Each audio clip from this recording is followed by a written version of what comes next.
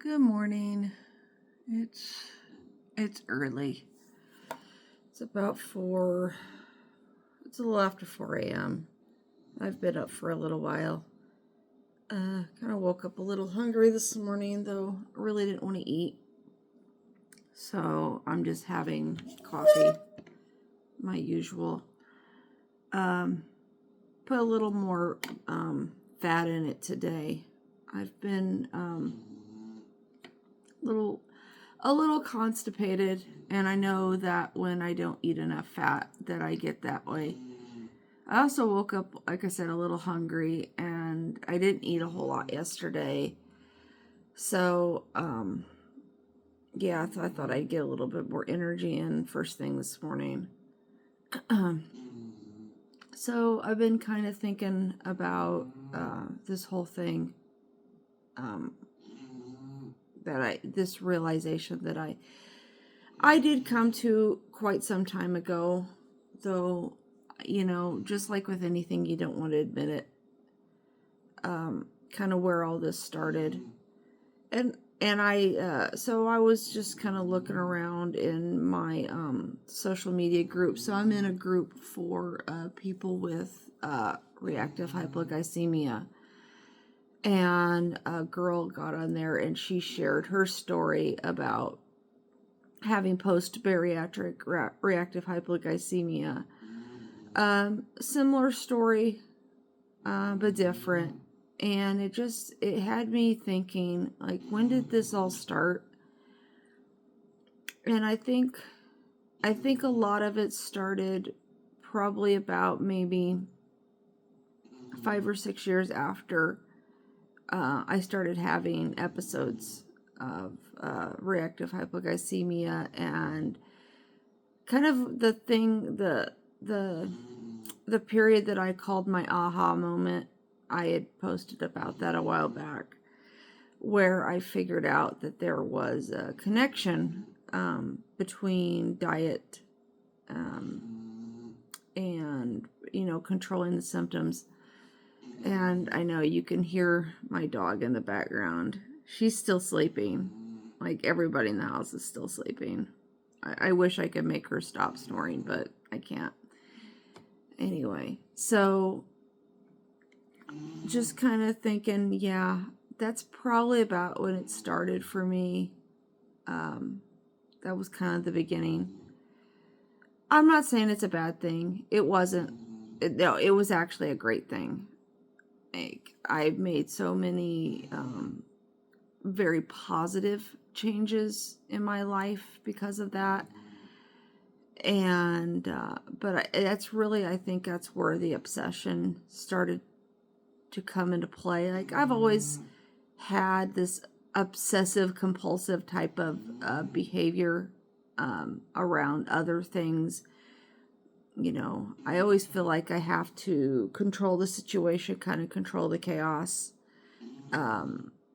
planning constantly. I've been like that for the better part of my life, as long as I can remember. I had a teacher when I was young. It was my 5th grade teacher, actually, who actually turned me around. I used to be a very disorganized and chaotic child, and she really turned me around, and I wouldn't trade that, but it's definitely led me to these, obsessive compulsive type of behaviors where I just feel like I constantly have to plan. I constantly have to control things, and this was no different. But like I said, I don't, that's where I think it started from, but I don't think it was necessarily a bad thing. But so it kind of led me down this path of where I started to become obsessed with, tracking everything I ate, counting calories. I can remember so long ago just tracking and weighing and everything. And, I think for a time that probably was a good thing. I'm not against it. I'm just against it for me, for now. and probably forever.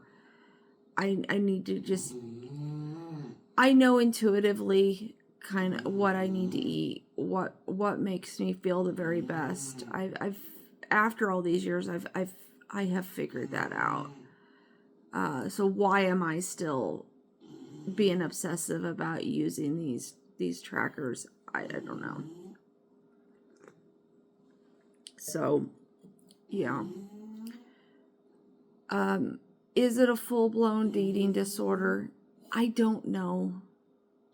I question myself because I've been listening to some stories about people with like real diagnosed eating disorders, and there are some similarities, but there are some differences, for sure. I actually was listening. I actually found a video yesterday of a young woman. At first, I didn't know her whole story. I know a little bit more now from finishing that video. So she talked about in that video about